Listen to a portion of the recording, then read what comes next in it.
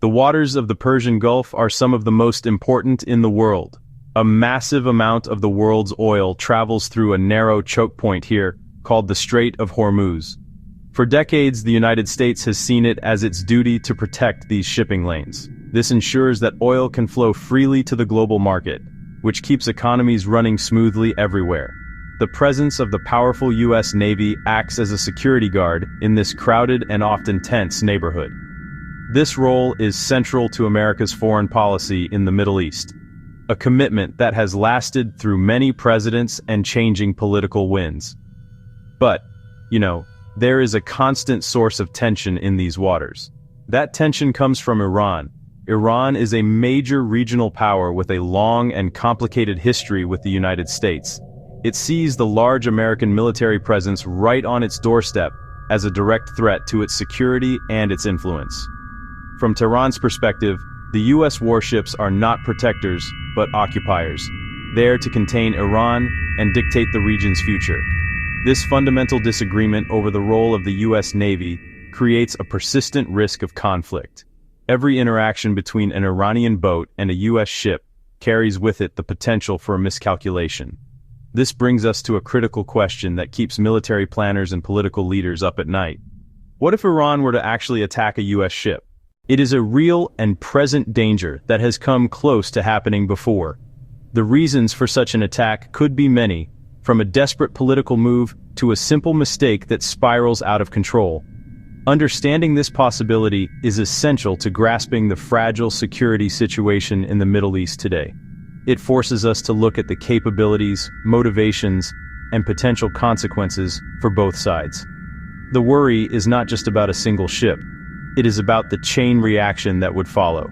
An attack on a U.S. naval vessel would be seen in Washington as a direct act of war. The American response would likely be swift and severe.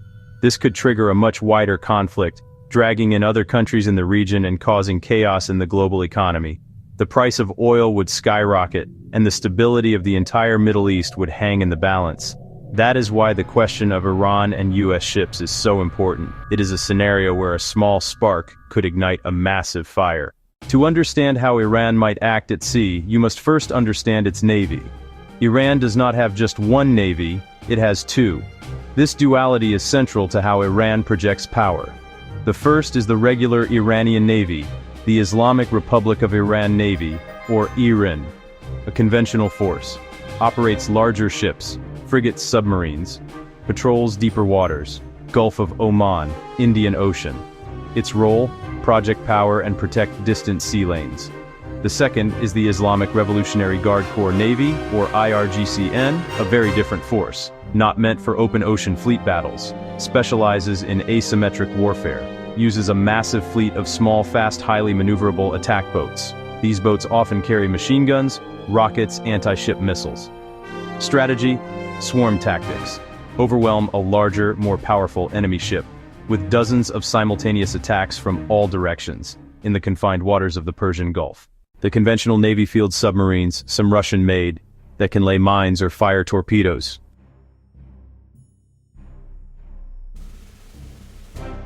It also fields frigates with anti-ship missiles. The IRGC relies on land-based anti-ship cruise missiles along the coastline. These threaten ships in the Strait of Hormuz with little warning. They also use naval mines and weaponized drones for surveillance or kamikaze strikes.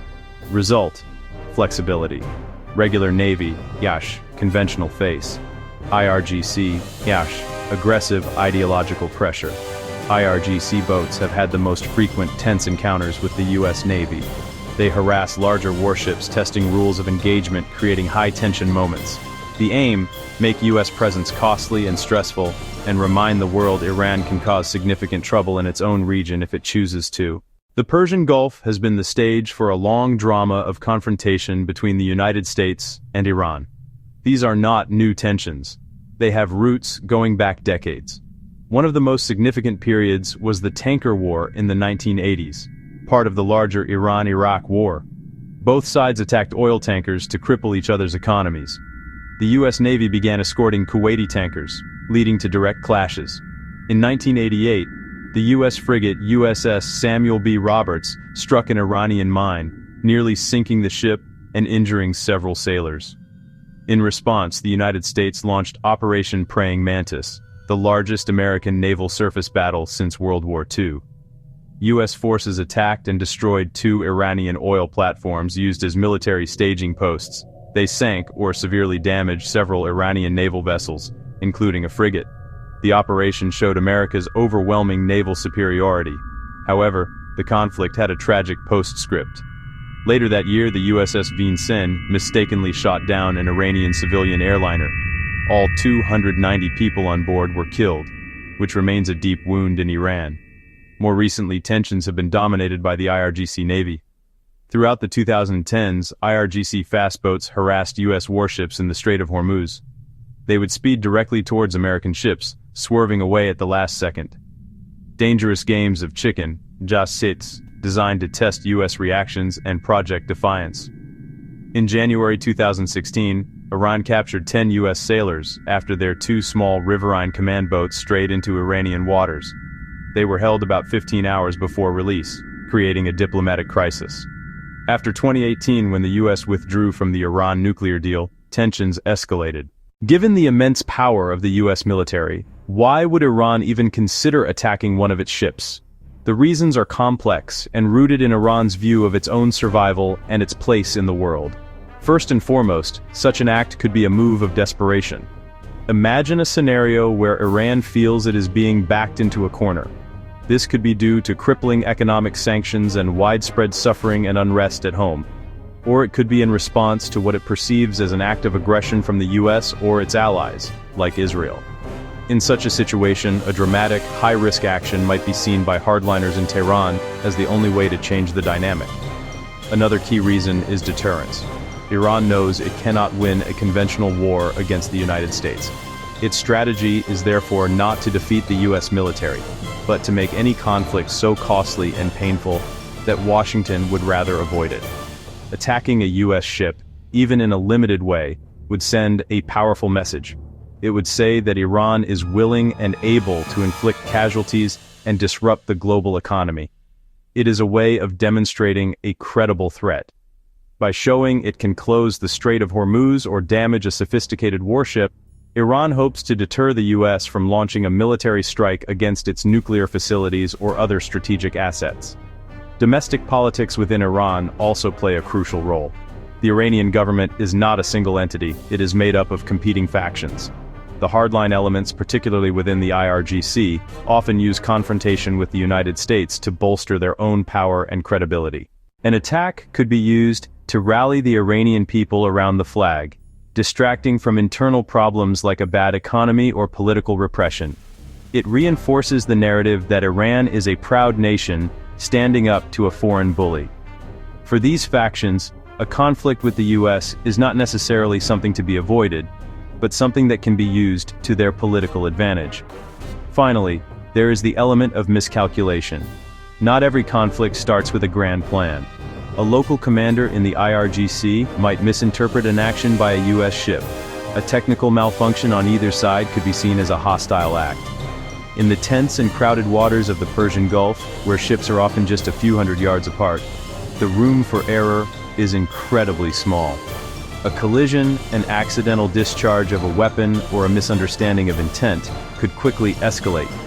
An attack might not be the result of a deliberate decision from the top leaders in Tehran, but a tragic accident that spirals out of control before cooler heads can prevail. While there are reasons Iran might consider an attack, there are also powerful forces holding it back. The single biggest deterrent is the certainty of a massive American retaliation. The United States has made it explicitly clear that an attack on one of its naval vessels is a red line. The response would not be small or symbolic. It would likely involve overwhelming air and missile strikes against a wide range of Iranian targets. Naval bases, IRGC command centers, missile sites, air defense systems, oil refineries. The physical destruction would be immense. The leaders in Tehran are not irrational. They are survivors. They understand the balance of power and the devastation a full-scale war with the United States would bring. The goal of the Iranian government is, above all, its own preservation. A major conflict would threaten the very existence of the Islamic Republic. The destruction of military and economic assets would leave Iran vulnerable to regional rivals. Saudi Arabia-Israel. It could also spark a popular uprising at home the regime might not control. This fear of regime collapse is a powerful brake on aggression. Beyond the military costs, Iran would face international isolation and economic ruin. China-Russia would likely condemn an attack rather than back a war. They have no interest in a major war that would disrupt global energy supplies and destabilize world markets. The UN Security Council would likely impose harsher sanctions. Cut off from the global financial system, oil exports halted the economy collapsing. This would inflict immense hardship on the Iranian people. Finally, Iran might not control the outcome of an attack. Its asymmetric tactics, swarm boats, missiles can inflict pain, but are not guaranteed to work. The US Navy has trained extensively to counter these tactics. US warships have advanced defensive systems and highly trained crews. An attack could fail, costing Iranian forces without hurting the US. That would be a humiliating defeat and invite devastating retaliation for no gain. If an Iranian attack were to occur, the events that followed would be like climbing a dangerous ladder of escalation. Each step would make the situation more perilous and harder to reverse. The very first step would be the immediate aftermath of the attack itself. The world would hold its breath, waiting for Washington's response. The president would be under enormous political pressure to act decisively. Inaction would be seen as weakness, inviting further aggression. The debate would be how strongly to respond. The initial US response would set the tone for everything that followed. The second step would be the American military response. It could be a limited proportional strike on the responsible base or unit, or a much broader campaign against Iran's military. Suppose the US chooses powerful but limited airstrikes. Iran then faces a choice: absorb the damage or retaliate further. If hardliners feel they must save face, they could launch another attack. That could mean ballistic missiles at US bases, such as those in Qatar or the UAE, or pushing proxies in Iraq, Syria, or Lebanon to hit American targets or Israeli targets. That brings us to a dangerous third level: regional war. An Iranian strike on a neighboring Arab country hosting US troops would likely draw that country in. Saudi Arabia, the UAE, might join the US to cripple Iran. Israel could launch its own strikes. The conflict would expand beyond US versus Iran. It would become a multi-front war across the Middle East, causing massive humanitarian crises. The final, most terrifying step is the global impact. War in the Persian Gulf would shut down the Strait of Hormuz. Roughly a fifth of global oil supply would be cut off overnight. Oil prices would skyrocket, triggering a global recession. Interconnected economies would suffer a massive shock. Supply chains would break, inflation would soar, and political instability could spread worldwide. A single incident at sea could cascade into a global economic and security crisis. Looking ahead to the future of US-Iran relations in the Persian Gulf, the most likely scenario is a continuation of the tense and uneasy status quo. It is a precarious balance, a state of no war, no peace. Neither side truly wants a full-scale conflict, because both understand the catastrophic consequences. The United States will continue to see its naval presence as essential for guaranteeing freedom of navigation and reassuring its regional allies. And Iran will continue to see that same presence as a threat, responding with its asymmetric tactics of harassment, intimidation. The risk of accidental escalation will remain ever present. As long as US warships IRGC fast boats operate in the same crowded waters, the possibility of a miscalculation cannot be eliminated. The future will likely be punctuated by periods of heightened tension. A change in leadership. Washington. A change in leadership. Tehran, a breakdown in diplomatic communication, an unforeseen event in the wider region, could easily cause the temperature to rise again. The key to preventing conflict will be clear lines of communication, even between adversaries, and de-escalation protocols to manage incidents before they spiral out of control. Diplomacy remains the only viable path. The 2015 nuclear deal, the JCPOA, is on life support, but its principles offer a roadmap. A future agreement must address Iran's nuclear program, missile capabilities, regional activities. In return, Iran would need economic relief and recognition of its security concerns. This is an incredibly difficult diplomatic challenge, one that has failed many times before. But without a diplomatic framework, the only alternative is a perpetual cycle of confrontation and crisis management. Ultimately, the future in the Persian Gulf will be shaped by the larger geopolitical currents.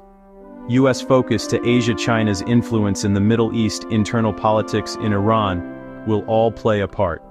The balance of power is not static. For now, the uneasy standoff holds, maintained by a mutual understanding of the high cost of war.